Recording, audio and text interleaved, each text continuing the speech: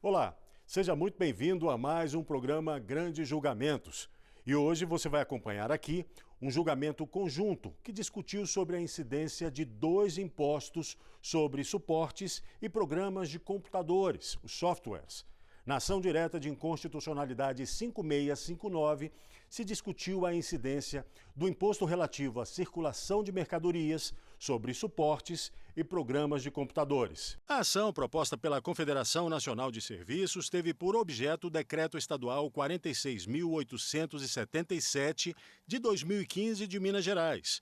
A Confederação alega que essas operações não poderiam ser tributadas pelo ICMS, pois sobre elas já incide o Imposto sobre Serviços de Qualquer Natureza, o ISS. Na ação direta de inconstitucionalidade 1945, o Partido do Movimento Democrático Brasileiro, PMDB, argumenta inconstitucionalidades em dispositivos da Lei Estadual 7.098, de 1998, do Mato Grosso, por bitributação e invasão da competência municipal. Na alegação do PMDB, o Estado fez, abre aspas, incidir o ICMS sobre operações com programa de computador, ainda que realizadas por transferência eletrônica de dados, fecha aspas, e que, abre aspas, exatamente essas operações são tributadas pelo Imposto sobre Serviços de Qualquer Natureza, o ISSQN. Acompanhe a leitura do relatório da ADI 5659 pelo relator, ministro Dias Toffoli. Portanto, digo que trata-se de ação direta de inconstitucionalidade com pedido de medida cautelar ajuizada pela Confederação Nacional de Serviços, com o objetivo de que seja declarada a inconstitucionalidade do artigo 2º da Lei Complementar Federal 87 de 96 e do Decreto 46.877 de 2015 do Estado de Minas Gerais, bem como a inconstitucionalidade parcial sem redução de texto do artigo 5º da Lei 6763/75 e do artigo 1º, incisos 1 e 2 do Decreto 43.080/2002, ambos daquela unidade federada, a fim de se excluir das hipóteses de incidência do ICMS as operações com programas de computador software. Em seguida, começaram as sustentações orais do requerente e dos amigos da Corte. O primeiro a falar foi o advogado da Confederação Nacional de Serviços. A Lei Complementar 87 de 96, que regulamenta a incidência do ICMS, em momento algum dispõe sobre o licenciamento de software como base de cálculo do ICMS.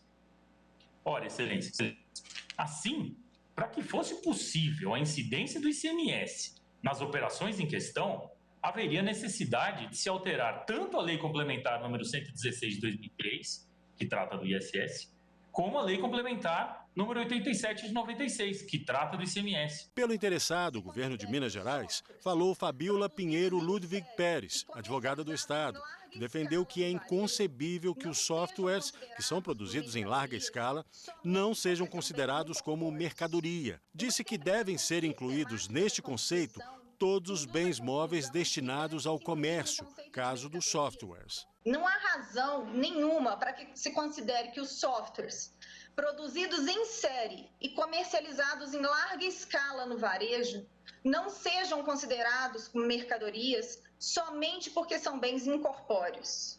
Uma interpretação sistemática da Constituição induz a conclusão de que devem se incluir no conceito de mercadorias todos os bens móveis destinados ao comércio, sejam eles corpóreos ou incorpóreos, como é o caso dos softwares. Em seguida foi a vez do Amicus Curiae, Associação Brasileira das Empresas de Tecnologia da Informação e Comunicação, a Brascom. O advogado da associação lembrou que o assunto já percorre a justiça brasileira há 20 anos. A maioria da jurisprudência judicial e administrativa no Brasil se forma a partir de um precedente julgado pelo órgão fracionário dessa corte no ano de 1998, e aqui me refiro ao recurso extraordinário 176626, relatado na primeira turma, à época pelo ministro Sepúlveda Pertence. Pelo Amicus Curiae, Associação Brasileira de Empresas de Software, a ABS, falou o advogado Saul Torinho Leal, que lembrou assim, como já falado na sessão, que este é um precedente de 2 décadas e que o Supremo nunca falou que os softwares são mercadorias. Aquela base física que não existe mais, o CD-ROM, disquete, serviria de base de cálculo quando fosse feita em escala, como o chamado software de prateleira, para a incidência do ICMS.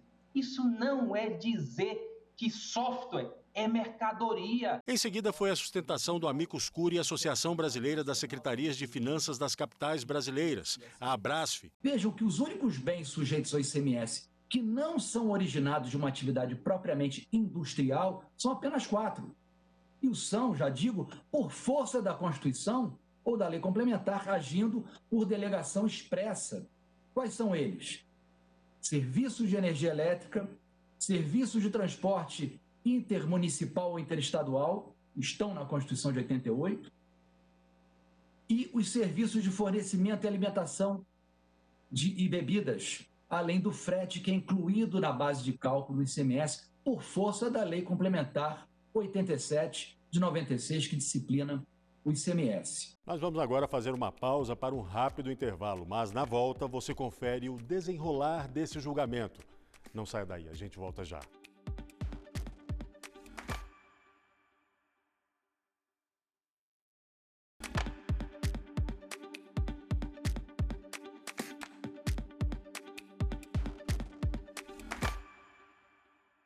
Estamos de volta com o programa Grandes Julgamentos e hoje você acompanha aqui as sessões plenárias do Supremo Tribunal Federal que discutiram sobre a incidência de 2 impostos, o ISS e o ICMS, sobre suportes e programas de computadores, os softwares. Continue acompanhando. Após as sustentações da parte interessada e dos amigos da Corte, quem se manifestou foi a Procuradoria-Geral da República, na pessoa do Vice-Procurador-Geral da República, Humberto Jacques de Medeiros. Ele ressaltou que o que importa para a Federação é a estabilidade e que o STF já deu um parâmetro sobre o assunto que iluminou o futuro regulatório do tema. A aquisição de um software é uma operação de dar, receber algo que passa a fazer algo em meu computador. Pouco importando se chega-me com uma mídia tangível ou se chega por mídia intangível. Continua sendo, a meu sentir, mercadoria e continua sendo absolutamente atual o julgamento do Supremo no RE 1700-626. O julgamento teve continuidade na semana seguinte com o voto do relator, ministro Dias Toffoli. Ele proferiu um voto resumido que tratou das 2 ações diretas. Toffoli acompanhou a ministra Carmen Lúcia na ADI 1645 e divergiu somente quanto a alguns artigos. Já na 5656, concluiu pela incidência exclusiva do imposto municipal. Ante o exposto, julgo a ação direta de inconstitucionalidade 5659, essa de minha relatoria, parcialmente prejudicada nos termos da fundamentação acima e na parte subsistente, procedente para se dar ao artigo 5º da Lei número 6.763/75 e ao artigo 1º, incisos 1 e 2, do Decreto 43.080 de 2002, ambos dispositivos do Estado de Minas Gerais, bem como ao artigo 2º da Lei Complementar Federal número 87 de 1996, interpretação conforme a Constituição Federal, excluindo-se das hipóteses de incidência do ICMS o licenciamento ou cessão de direito de uso de programas de computador. Quanto à ação direta de relatoria da eminente ministra Carmen Lúcia, ação direta 1945, acompanho a eminente relatora quanto à prejudicialidade da ação direta em relação ao artigo 3º, parágrafo 3º da Lei 7.098 de 98 do Estado de Mato Grosso, e também acompanho quanto ao não conhecimento da ação no tocante aos artigos 2º, parágrafo 3º, 16, parágrafo 2º e 22, parágrafo único da referida lei. No mérito, peço vênia à Sua Excelência para divergir em parte, a fim de julgar parcialmente procedente a ação direta, declarando a inconstitucionalidade, 1, das expressões, abro aspas, adesão, acesso, disponibilização, ativação, habilitação, assinatura, fecho aspas, e também da expressão, abro aspas, ainda que preparatórios, fecho aspas, constantes do artigo 2º, parágrafo 2º, inciso 1 da Lei número 7.098, de 1998, na redação dada pela Lei 9.226, de 2009. E segundo, também peço ver, Sua Excelência, para julgar parcialmente, declarando a inconstitucionalidade da expressão, abro aspas, observados os demais critérios determinados pelo regulamento, fecho aspas, presente no artigo 13, parágrafo 4º da Lei 7.098, de 1998. E terceiro, para também julgar inconstitucionais os artigos 2º, parágrafo 1º, 6 e parágrafo 6º, e artigo 6º, parágrafo 6º da referida lei. A ministra Carmen Lúcia, relatora da ADI 1945, e o ministro Edson Fachin, que já haviam votado na ação proposta pelo PMDB em sessão virtual em abril de 2020, mantiveram o mesmo entendimento ao votarem na ação da CNS. Para eles, programas de computador só não são considerados mercadorias quando se contrata o serviço para desenvolvê-los. Quando a criação intelectual é produzida em série e há atividade mercantil, deve incidir o ICMS e não o ISS.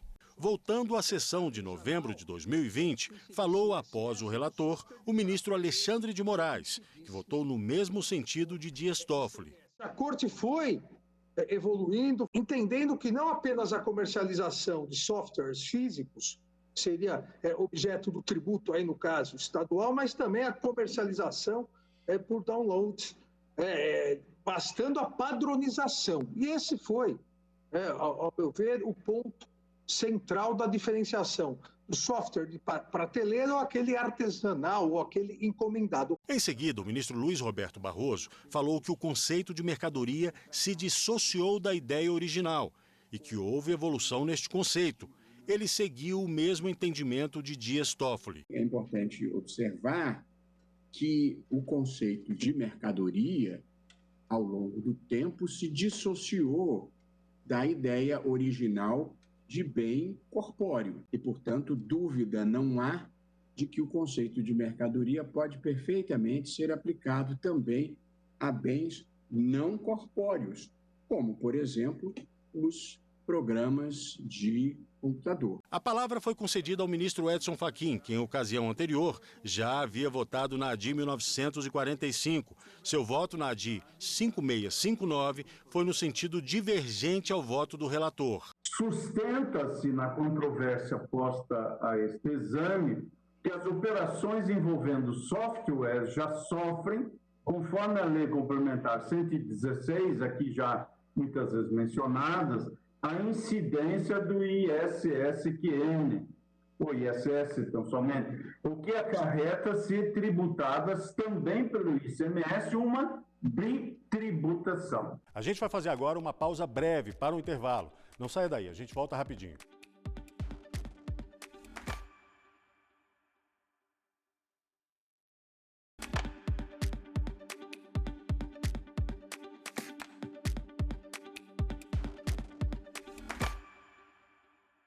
Voltamos com grandes julgamentos e a partir de agora você confere o desfecho desse julgamento conjunto que discutiu sobre a incidência de dois impostos, o ICMS e o ISS, sobre suportes e programas de computadores, softwares.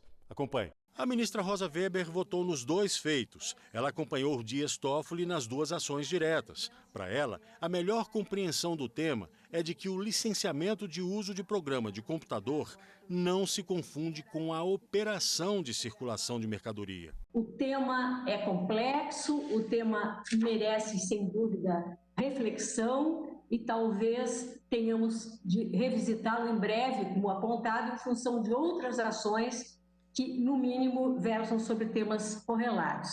Mas, a despeito desse debate, eu, com a devida vênia, entendo que a melhor compreensão é de que o licenciamento de uso de programa de computador não se confunde nem se equipara à operação de circulação de mercadorias, ainda que esse vocábulo mercadoria, na sua acepção jurídica, por óbvio, não se limite reiteradamente destacado, há coisas corpóreas. O voto da ministra Carmen Lúcia pela ADI 5659 foi com o mesmo posicionamento da ação da qual foi relatora, a ADI 1945, em que julgou improcedente o pedido. Tenho para mim que a alteração desse código computacional programado de maneira genérica, voltada a um livre mercado de usuários, com resultados úteis ao licenciado, ao cessionário, que é o ainda conhecido como adquirente do produto,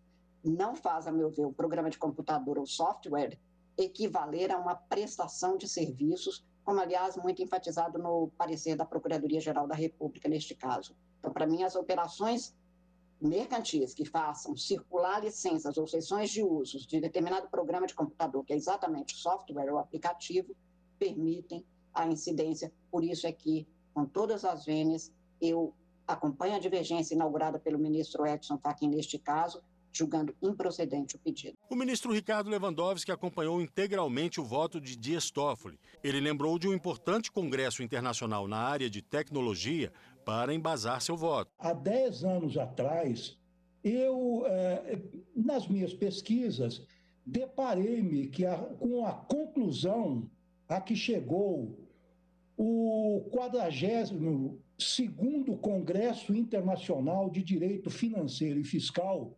promovido pela International Fiscal Association em Amsterdã, um congresso inteiramente dedicado ao tax treatment of computer software. Naquela ocasião, ou naquele evento, naquele congresso, John Jones e Robert Metron lançaram no relatório final daquele evento a seguinte conclusão: de que a venda de software de prateleira, que eles chamavam de package software ou off-the-shelf canned standard program, equivaleria a uma transferência de bens ou mercadorias, enquanto que o customized software, que era desenvolvido para as necessidades específicas de um particular ou de uma comunidade mais ampla, como ocorre atualmente, equivale a uma prestação de serviço. Ou seja, especialistas em direito fiscal, reunidos há 10 anos atrás, chegaram a esta conclusão. O ministro Gilmar Mendes divergiu em parte ao admitir a incidência do ISS sobre os softwares desenvolvidos de forma personalizada e do ICMS sobre os softwares padronizados, comercializados em escala industrial e massificada. O licenciamento ou cessão de direito de uso de programas de computação de forma personalizada inclui, sim, uma prestação de serviço possível de sofrer incidência do imposto municipal. Há nesse liame contratual inegável aplicação de esforço humano destinado a gerar utilidade em favor de outrem. O vínculo contratual, nesse caso, não se limita a uma mera obrigação de dar, nem a mera obrigação de fazer. Sendo assim, não vejo razão para afastar a incidência do ISS na espécie, tendo em vista que se enquadra na clássica definição de serviço. No mesmo sentido, ponho-me de acordo com as explicações dadas por Luciano Miguel. Quando o desenvolvimento desses bens é realizado de modo personalizado sob encomenda do contratante, caracteriza-se prestação de serviço sujeita ao ISS. De outro lado, a ausência de personalização coloca o bem digital em uma cadeia massificada de comercialização, outorgando-lhe natureza mercantil. Pelo afastamento da incidência do ICMS sobre o licenciamento e a cessão de direito de uso de software, votou o ministro Marco Aurélio. Julgo, neste primeiro caso, e não cogito de prejuízo, porque se superado aquele primeiro decreto, houve um mais recente que está em pleno vigor, julgo procedente o pedido para declarar a incompatibilidade com a Constituição Federal do Decreto 46.877 de 2015 do Estado de Minas Gerais e a inconstitucionalidade parcial, sem redução de texto, dos artigos 2º da Lei Complementar Federal 87 de 96, 5º da Lei 6.763 de 75, e 1º, inciso 1 e 2 do decreto 43080, ambos do Estado de Minas Gerais. Em seguida, o presidente da Corte, ministro Luiz Fux, pediu vista dos autos para avaliar as duas correntes de posicionamento. O julgamento teve continuidade em novembro de 2020. Até o momento, 6 ministros, Dias Toffoli, Alexandre de Moraes, Luiz Roberto Barroso, Rosa Weber, Ricardo Lewandowski e Marco Aurélio,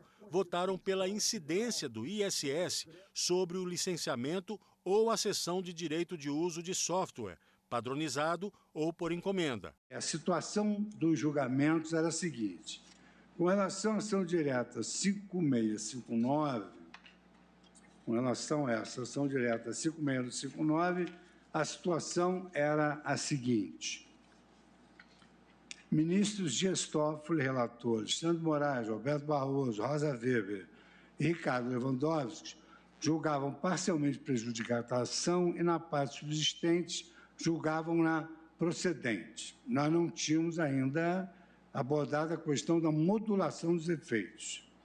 Ministro Edson Fachin e ministra Carmen Lúcia conheceram da ação e julgaram-na improcedente.